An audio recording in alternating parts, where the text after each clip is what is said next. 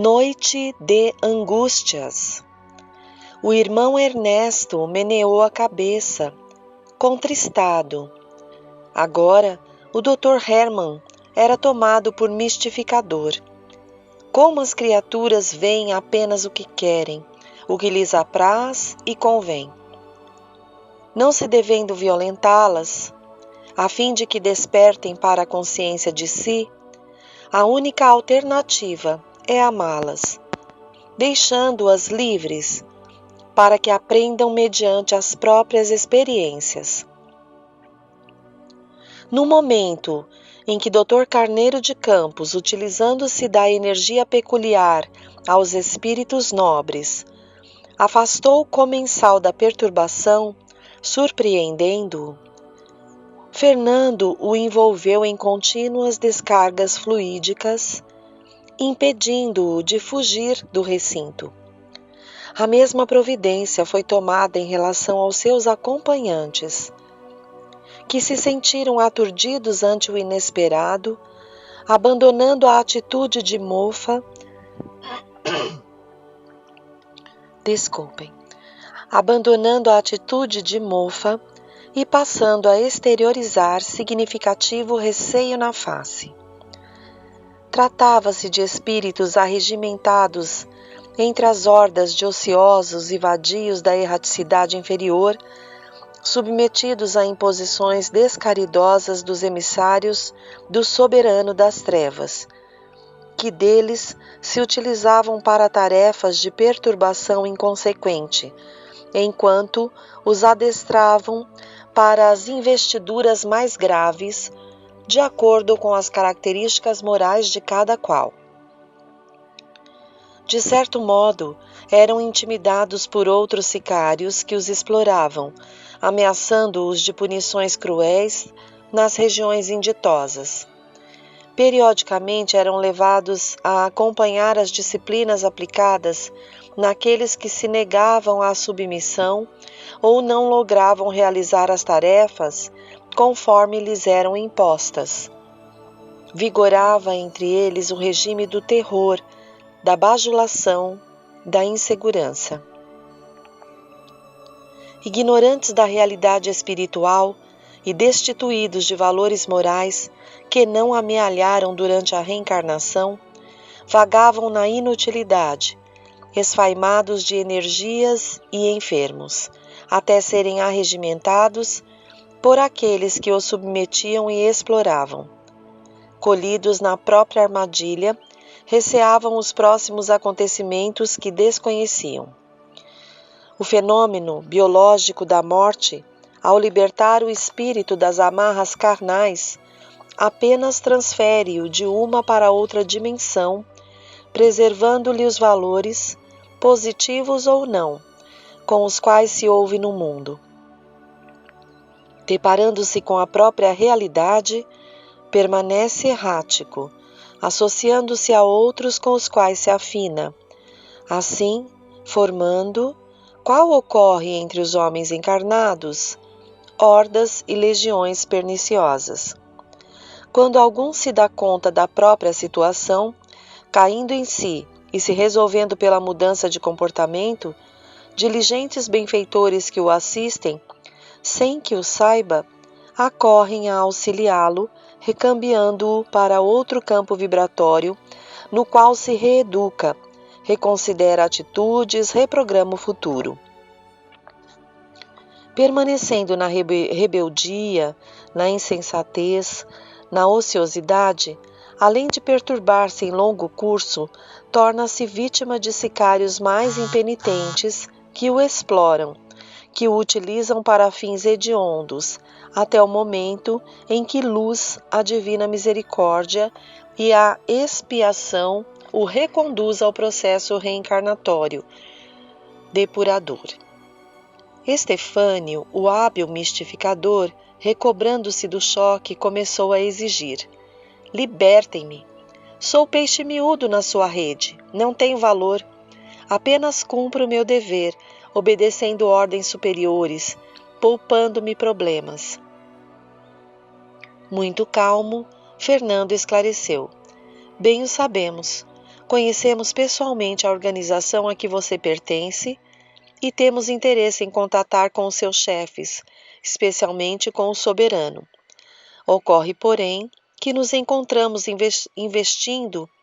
investidos de relevantes compromissos morais e não dispomos de tempo para malbaratá-los com irmãos iludidos como você, que se atribuem direitos a que não fazem jus, estejam ou não a serviço de quem quer que seja. Desse modo, encerraremos hoje estes capítulos de perturbação e mentira que você tem experienciado. Mesmo que o nosso Davi resvale na alucinação que vitaliza e para o qual o amigo contribuiu, não mais lhe terá acesso à hospedagem mental, nem acompanhará o desenrolar dos acontecimentos em pauta.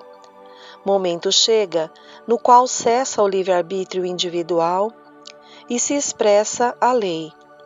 Toda liberdade tem limite e este é a fronteira do direito, da alheia liberdade, sem o que se abrem os fossos da libertinagem, do desvario. Você e os nossos irmãos, seus servidores, ficarão aqui detidos para posterior remoção no momento hábil. Os esclarecimentos eram enunciados em tom fraternal, mas sem margem de dúvida ou pieguismo ou falsa compaixão. Aquela seria uma longa noite, uma noite de angústias, de incertezas e dores. A única certeza que existe é a do incessante amor de Deus por todas as suas criaturas. A arrogância de Davi e o seu desequilíbrio alcançaram o patamar do absurdo quando ele passou a armar-se como providência contra assaltantes ou inimigos, pelos quais se dizia perseguido. Intentou e conseguiu autorização para portar revólver, considerando as viagens que empreendia e os riscos a que, segundo afirmava, estava submetido. Nessa noite, após os cuidados com a aparência, tomou da pistola e colocou-a no coldre à cinta. Prelibando as sensações porvindouras, desceu com a esposa ao térreo, tomou o automóvel e seguiu ao hotel de luxo, onde encontraria os amigos da sua estranha corte para o leilão e o jantar extravagante. Após a saída do casal, porque nada mais podíamos fazer ali, o Dr. Carneiro e o irmão Ernesto assumiram a responsabilidade de conduzir os companheiros equivocados e Estefânio para o nosso posto operacional, onde a bondade do nobre Vicente cedera as instalações e cooperadores hábeis para o ministério em desdobramento. Naquela noite, não havia reunião formal, sendo-nos reservado tempo para nossas atividades. Assim, instalamos os espíritos que conduziríamos até que fossem providenciados os socorros necessários ao seu reequilíbrio. Alguns, temerosos de punições, crendo nos mensageiros mais poderosos e pertencentes a algum grupo adversário do soberano, prorromperam em pranto angustiante, suplicando piedade e ajuda. Havia em muitos deles sincero desejo de recuperação, o que facultou a enfermeiros diligentes separá-los dos demais, que os menoscabavam com expressões chulas, a fim de prestar-lhes conveniente assistência. Os outros aguardariam as diretrizes compatíveis que lhes seriam sugeridas. Nesse comenos, o abnegado Vicente recebeu informação de que Raulinda, aturdida e magoada em si mesma, sob a reação do adversário em processo de reencarnação e sitiada psiquicamente por outros membros do clã do soberano, programava-se para o suicídio. O Dr. Carneiro anuiu em acompanhá-lo, levantando-nos, enquanto Fernando e o Dr. Hermann e o mentor Ernesto ficariam cuidando dos pacientes que trouxemos à casa espírita. Quando chegamos ao lar da amiga Estúrdia, deparamos com um espetáculo deplorável. Tomada de pavor e revolta consigo mesmo, encontrava-se cercada por espíritos perversos e zombeteiros que a crivavam de acusações cruéis, gerando um psiquismo pestífero, venenoso. O reencarnante lutava para romper o liame magnético que o atava ao zigoto. Ela ouvia mediunicamente os reproches, sarcasmos e ameaças, desequilibrando-se. Recordou-se de certa substância venenosa que havia em casa para erradicar roedores e predispôs-se a tomá-la, induzida pelos adversários impiedosos. Não recorrera à oração, embora convidada à prece pela avó desencarnada que a assistia. Nessa emergência, ante a ameaça do pior, a veneranda senhora recorrera ao dedicado Vicente. Os bulhentos perturbadores não nos perceberam a chegada e continuaram no cerco infeliz. Quando as criaturas se derem conta do intercâmbio, da interferência dos espíritos nas suas vidas e, instruídos nas técnicas de equilíbrio moral e emocional, agasalharem as ideias superiores que lhes são psicoterapia excelente e salvadora, mudarão a paisagem das aflições humanas para melhor. Antes de resvalarem pela rampa da revolta ou da depressão, do vício ou da violência, aprenderão a precatar-se contra o mal e vitalizar o bem, poupando-se muitas dores que a sua invigilância lhes acarreta. Enquanto o Dr. Carneiro passava a aplicar energias que dissolvessem a tela vibratória sombria que a asfixiava, o irmão Vicente pôs-se em oração e lentamente fez-se visível, aureolado de safirina luz que se foi intensificando até iluminar o cômodo. Os espíritos perturbadores ficaram confusos. Uns saíram em disparada, outros, ainda vinculados aos hábitos religiosos do passado, ajoelharam-se exclamando: "É um anjo de Deus, misericórdia!" O sereno mentor, encerrando a súplica, respondeu-lhes: "Sou apenas vosso irmão, que vos vem clarear as trevas da ignorância e despertar-vos para as responsabilidades esquecidas. Vede, a pobre jovem a quem aturdis é nossa irmã que se inicia no sagrado mistério da maternidade. Certamente não escolheu a maneira ideal para isso, porém necessita alcançar o cometimento para o próprio, como para o bem do filhinho que irá renascer. Deixai-a e ide, vós também em paz." Havia tal vibração de amor e de ternura que eles suplicaram: "Ajudai-nos e tende piedade de nós, anjo do Senhor. Estamos perdidos, agoniados, em desespero. Que fazer? Orai. Reconsiderai vossos atos através de sincero arrependimento e abri-vos ao bem. Emissários divinos virão em vosso auxílio, tão logo permaneçais nos superiores propósitos de elevação, de reequilíbrio. Ide, confiai, não vos faltarão socorros. Tende ânimo. Comovidos, alguns a outros abraçados, os bulhentos, arrependidos, abandonaram o recinto. "Deus vos abençoe", exclamou o venerável guia. Dei-me conta naquele momento da elevação do irmão Vicente, que se nos apresentava humilde e discreto. Os seus títulos de enobrecimento eram relevantes, expressivos. Característica essencial dos espíritos nobres é a humildade sem jaça, que nunca se ensoberbece. Tampouco se subestima ou se autodesconsidera. O ser humilde assim o é, sem exaltar os dotes que lhe exibem, o que deveriam ocultar, não chamando a atenção. As vigorosas energias do Dr. Carneiro de Campos, a pouco e pouco romperam a estranha rede que apertava Raulinda e foi dissipada, desaparecendo. A jovem respirou algo aliviada e começou a reflexionar melhor. Deu-se conta do perigo que a cercava. Correu ao banheiro e derramou o conteúdo letal, libertando-se do crime ameaçador. Pranto espontâneo dominou-a sem desespero. O Dr. Carneiro dirigiu-se ao reencarnante em tom paternal e admoestou-o com ternura, demonstrando-lhe a providencial oportunidade para a reparação dos débitos por parte da futura mãezinha em apaziguamento dos conflitos que o maceravam.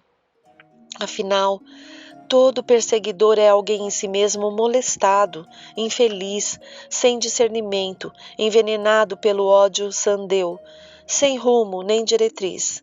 Nesse momento, Raulinda lembrou de O Evangelho segundo o Espiritismo de Allan Kardec e, depois de orar, abriu-o e leu comovidamente.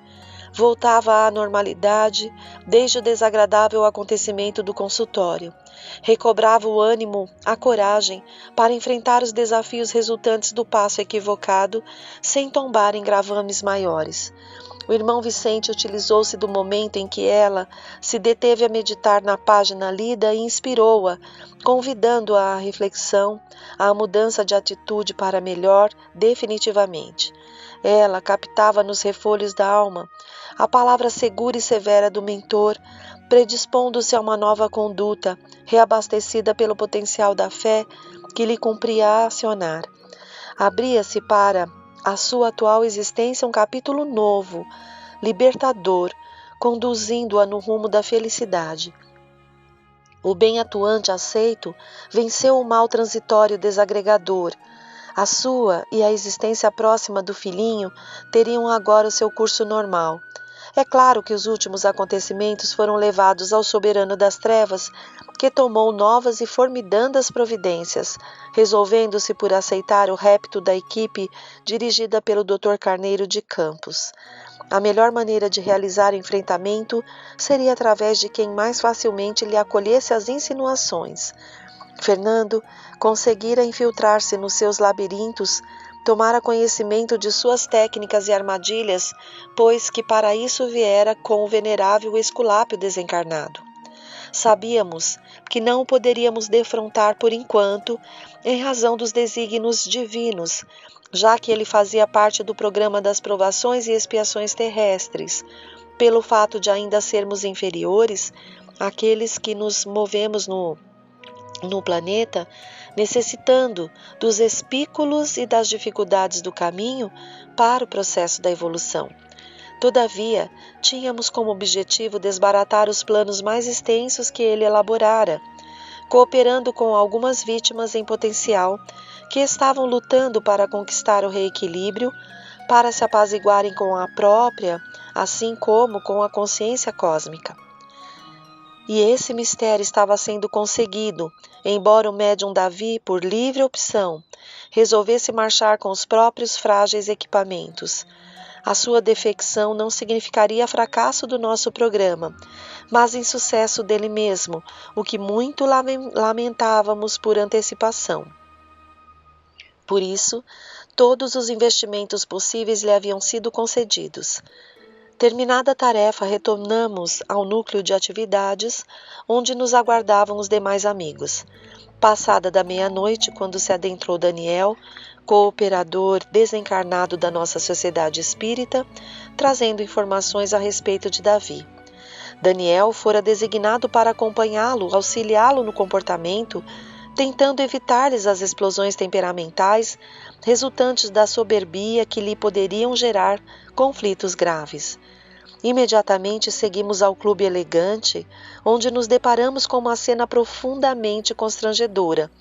Pelo que nos relatou Daniel durante o leilão, Davi interessou-se por uma peça antiga e resolveu-se por adquiri-la. Um oponente natural dispôs-se a competir com ele. O preço tornou-se muito alto e Davi a arrematou com júbilo e estardalhaço. O opositor revoltado explodiu com referências acusatórias. O seu dinheiro é ganho pelo Dr. Hermann e, portanto, em grande quantidade, como charlatão e explorador da credulidade e da ignorância generalizada. Eu não, ganho e vivo do meu trabalho. Ouviram-se algumas gargalhadas. Sacudido pela acusação intempestiva, Davi avançou irado e atirou contra o seu adversário, engalfinhando-se os dois em luta vulgar, até que alguns presentes e empregados da casa os separaram diante do constrangimento de todos. Não cessava o burburinho quando se iniciou o banquete. Davi exorbitou na ingestão de alcoólicos, o mesmo acontecendo com o outro. Profundamente perturbados, olhavam-se à distância, rilhavam os dentes e ameaçavam-se reparação. Necessário assinalar que o soberano retomara as rédeas da pugna, havendo destacado um dos seus comandantes em pessoa, que, cientificando dos detalhes do programa, veio definir a situação. Havia planejado uma cena de sangue que daria início a sucessivos acontecimentos funestos. Fora ele quem induzira o vencido no leilão a proferir a acusação vexatória contra o médium invigilante. O irmão Ernesto de imediato percebeu a gravidade do momento. Davi encontrava-se possesso pelo ódio e semi-incorporado pelo adversário desencarnado. Técnico em obsessão, ele seguia dominando os painéis mentais do sensitivo, que se encontrava sem o menor controle sobre os seus próprios atos. Tudo sucedeu com rapidez. Subitamente, acionado por um comparsa do obsessor, o oponente de Davi levantou-se e, aproximando-se da mesa em que ele se encontrava, golpeou-o à face. Davi ergueu-se e sacou da arma. O irmão Ernesto pôs-se em oração, irradiando sucessivas ondas de amor e de paz. Os comensais petrificaram-se nas cadeiras. O impacto da cólera, no entanto, foi de natureza tal, o choque tão terrível, que antes de acionar o gatilho, Davi levou a mão ao peito, deu um grito e tombou fulminado por um violento, brutal enfarte do miocárdio. A cena foi terrível. Gritaria, pessoas correndo, providências de emergência, transporte do corpo inerte a uma clínica especializada. Tarde demais. Davi desencarnara. Felizmente, a sua impulsividade não gerou danos mais graves, exceto os problemas para si mesmo. O Dr. Hermann Graz encontrava-se comovido quanto nós outros. O irmão Ernesto e o Dr. Carneiro seguiram o corpo, a fim de ministrarem assistência compatível ao recém-desencarnado. Encerrava-se de forma lamentável uma existência que poderia ter sido coroada de bênçãos, caso Davi houvesse trilhado outros caminhos aos quais fora conduzido várias vezes, mas que, renitente, não quis aceitar. Fernando e nós permanecemos no recinto, repleto de exaltados em considerações frívolas e apaixonadas, a maioria com acusações ao falecido. Fernando desejava, porém, atrair a atenção de Tuctamic, que fora, na terra, aliado, depois adversário do atual soberano das trevas, agora a seu soldo, braço da divina justiça, conforme se considerava.